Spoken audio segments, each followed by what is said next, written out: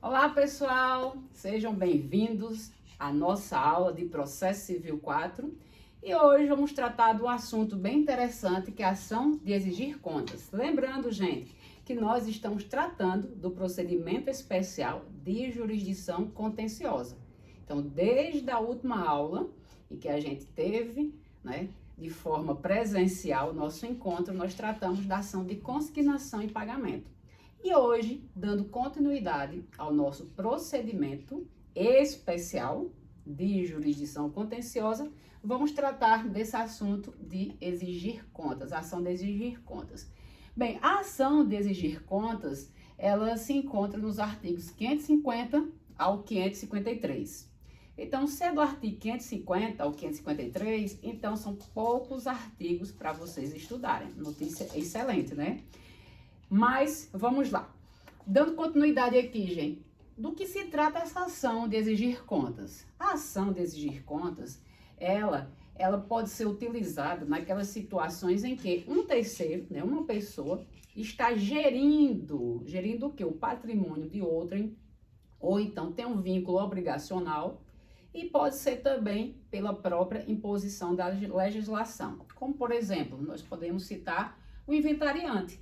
O inventariante, ele está cuidando dos bens de quê? De outrem, daquelas pessoas que estão, no inventário. Então, ele está gerindo os bens, ele foi nomeado inventariante. Da mesma forma, nós temos um curador, seja em relação àquela pessoa que não tem um discernimento, ou podemos utilizar também em relação ao incapaz, e sucessivamente, várias situações legais a gente pode se utilizar dessa ação. Mas quando é que surge realmente o interesse de você propor a ação de exigir contas? Lembrando, gente, então, se a pessoa está gerindo os bens de outrem, se a pessoa está gerindo o patrimônio de outrem, se a pessoa está gerindo o interesse de outrem, certo? Aí, essa pessoa, ela é obrigada a fazer o quê? A prestar contas àquela pessoa.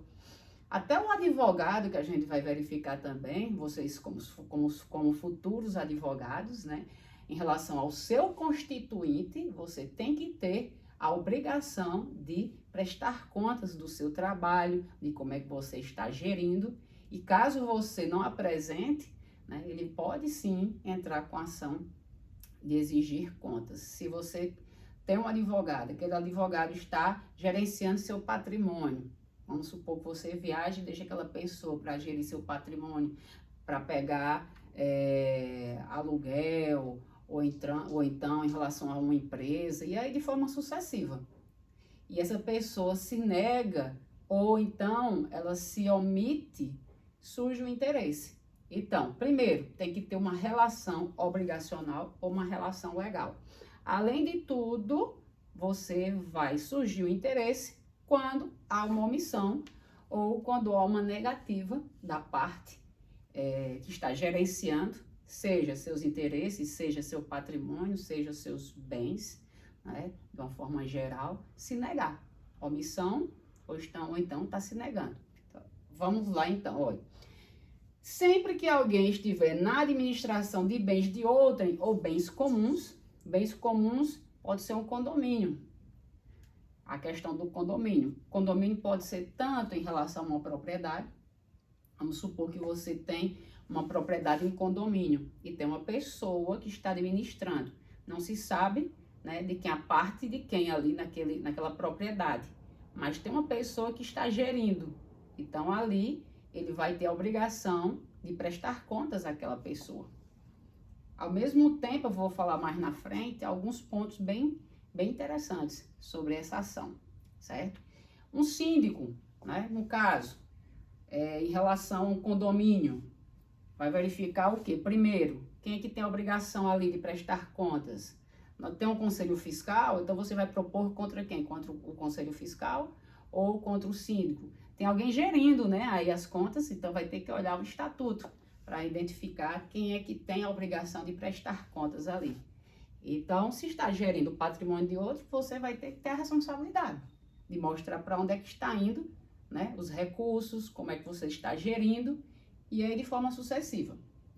Continuando aqui, gente, como eu disse antes, olha, são várias as situações em que podemos, né? São várias as situações em que podemos, chique, né, ó? São várias as situações em que podem visualizar essa situação. Por exemplo, curador, tutor, inventariante. Olha aqui outro ponto bem interessante, ó. Administrador de falência, certo? Então, o administrador de falência também, ele vai ser obrigado a prestar contas se surgir a necessidade. Lembrando, tem que surgir o interesse para que você possa propor a ação. Não pode estar propondo de forma sem fundamento legal, não. Outro detalhe importante aqui, ó, no campo obrigacional, o elenco se alarga. Como eu disse, pode ser tanto a obrigação legal, como também pode ser de cunho obrigacional. E aí, de cunho obrigacional, são N hipóteses, certo? Continuando aqui, gente, nossa ação de exigir contas. Como eu falei, ó, uns exemplos aqui que eu estou citando. Advogados, que têm a obrigação de prestar contas ao cliente, cuidado, novamente. Ao procurador, ao representado, então você vai e nomeia uma pessoa para ser o seu procurador, né? Então aquela pessoa, caso ela se omita, você vai viajar. Aí você, olha, eu vou colocar fulano para ser meu procurador, para que ele possa, né, receber algumas dívidas minhas e também receber algumas dívidas, não, receber alguns créditos ou receber alguma mercadoria. Então você nomeia alguém para ser seu procurador. E você vai viajar e vai passar uns 6 meses fora. Nos 3 primeiros meses, beleza. E depois os outros 3 meses, nada. E aí surge já o seu interesse em propor essa ação. Continuando aqui, ó. O comerciante que recebe produtos em consignação para venda ao consignante. Também, né? Se você recebe algo para gerenciar e depois prestar contas e você não faz, gera já a sua legitimidade para que você venha propor a ação de exigir contas. Então, só para a gente deixar bem esclarecido aqui sobre a legitimação ativa, o legitimado ativo e o legitimado passivo de exigir contas, olha só aqui, o legitimado ativo. Quem é o legitimado ativo? Será aquele que tem o direito em receber as contas, certo? Quem teve seus bens ou interesses administrados. Então, se eu tenho os meus bens ou o meu interesse administrado por outrem, e aquela pessoa não está prestando da forma adequada, ou você acha que ela está se omitindo, você vai entrar com essa ação. O passivo será o sujeito que tem o dever de prestá-los, ou seja, quem administrou ou quem está gerindo. Certo, gente? Isso aqui são os legitimados, né? O polo ativo e o polo passivo. Continuando aqui, deixa eu só beber água. Como eu disse antes, o procedimento é um procedimento de jurisdição especial, não é uma ação comum, é um procedimento especial. Tem natureza dúplice. Pronto, gente, era isso aqui que eu queria falar, ó, natureza dúplice, ou seja, o tiro pode sair pela culatra. Que é isso, professor? É o seguinte, gente, eu posso propor ação, certo? Beleza. Fulano pode estar se omitindo, pode, mas ao final demonstra que eu, autor, que fiz com que nascesse a ação, né? Fulano está administrando meus bens, mas ao final demonstra que o fulano que estava administrando meus bens, ele fez o quê? Tirou do próprio bolso. Se tirou do próprio bolso para custear determinada coisa, então ao final o autor é que virou réu, ou seja, o autor é que vai ter que pagar ao réu, nesse caso. Então, natureza dúplice. Aqui os polos, eles podem inverter, né? Em que sentido? O que se trata aqui no procedimento de exigir contas vai ser em relação aos valores, se aqueles valores estão sendo bem administrados ou não. Caso demonstre que eu, autor, não tenha colocado o dinheiro, mas quem colocou o dinheiro ali para pagar as dívidas foi o réu vai ter o direito de receber do autor. Então, naquela mesma ação, né, por isso que tem a natureza dupla, você pode inverter o caso e o tiro sair pela culatra. Então, você entra com autor e sai como devedor. Pode acontecer, então tem que ter muito cuidado nessa ação. Continuando aqui, gente, como é que vai ser feita essa petição? A petição inicial, né, ela vai ter que preencher os requisitos de interesse, de legitimidade, tudo isso que tem que estar devidamente comprovado. Essa relação obrigacional, ou então pela própria legislação. Né? Tem que fazer essa menção, tem que colocar o que? O link, o vínculo. E comprovação detalhada da origem da obrigação. Onde surgiu essa obrigação? Vamos ler aqui. Como eu disse antes, não disse. Peguem o quê? Pegue o seu caderno, pegue o seu lápis, pegue seu computador ou seu tablet, não sei, numa folha, mas vá anotando, né, toda a nossa aula aqui. Então, vamos lá, gente, olha. Cadê meus oradores, hein? Tô com saudade dos oradores. A professora vai ter que ler aqui o artigo. Meu Deus do céu, deixa eu beber mais água. A gente fala demais.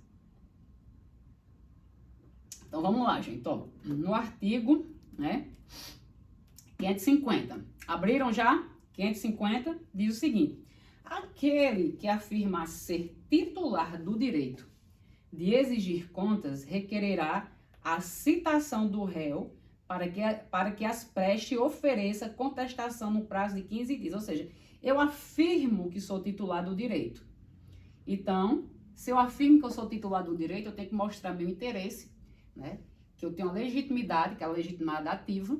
Eu tenho que mostrar o vínculo obrigacional de onde originou, né, esse vínculo, se é da forma legal, se é pela legislação ou se é pela forma obrigacional. Então, tudo isso tem que estar devidamente comprovado de acordo com o artigo 550, parágrafo 1º. Diz, na petição inicial, o autor especificará detalhadamente as razões pelas quais exige as contas, instruindo-a com documentos comprobatórios dessa necessidade, se existirem, certo? Então, você vai ter que demonstrar, se existir. Tá mostrando aqui, porque muitas das vezes, o que pode acontecer? Tem essa ressalva, se existir. Porque nós estamos tratando de um processo. E aqui a gente vai ver que depois, se a parte não se manifestar, ela vai ter a revelia, né? Porque, às vezes, vai que o contrato não se encontra com a parte. Mas ela tem outros meios de demonstrar a ligação entre eles, né? Porque os meios de provas, eles são vastos, mas acima de tudo você tem que demonstrar o quê? O vínculo obrigacional. Você vai ter que mostrar ou o vínculo obrigacional ou o vínculo legal. E alguns outros documentos, ao decorrer da ação, você pode suscitar, certo? Por isso que ele coloca essa ressalva aqui. Na petição inicial, o autor especificará detalhadamente as razões pelas quais exige as contas, instruindo com os documentos comprobatórios dessa necessidade, se existirem, né? Então, esse se existirem, ele deixa bem amplo a situação. E aí, por ser um processo, nós estamos tratando de processo civil, é como se fosse um jogo de xadrez. E aí, a parte contrária, ela vai estar bem atenta, porque se o réu não estiver bem atento, ele vai ter que pagar, até às vezes, por algo que nem existia, né? Se ele ficar silente, a gente vai ver aqui as hipóteses. Se ele ficar silente, se ele se tornar revel, vamos supor que o autor diz que ele foi contratado, né, para que ele gerisse alguns aluguéis durante um período X. Vamos supor que realmente tem essa procuração. Agora, a limitação dos bens, ele não tem descrito, certo? Não tem aquela comprovação, mas ele vai e alega que tem vários bens sendo geridos por ele, ou seja, vamos para aluguel, várias casas ou imóveis sendo geridos por ele. Mas a verdade é que realmente ele foi constituído procurador, mas nem todos aqueles bens estão na posse para que ele possa gerir.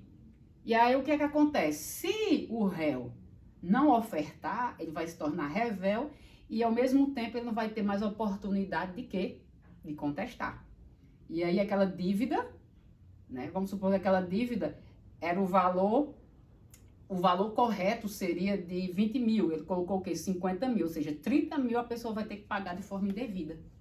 certo? Então, são algumas minúcias do processo que a gente tem que estar atento. Dando continuidade aqui, gente. Ó, esse processo ele tem duas fases. A primeira fase, exatamente, ó, vai se discutir se o réu tem a obrigação de prestar contas. Então, o primeiro ponto que a gente vai discutir aqui é o quê? Você entra com a ação. Beleza, entrou com a ação. O próximo passo, a parte vai ser citada. Ela foi citada.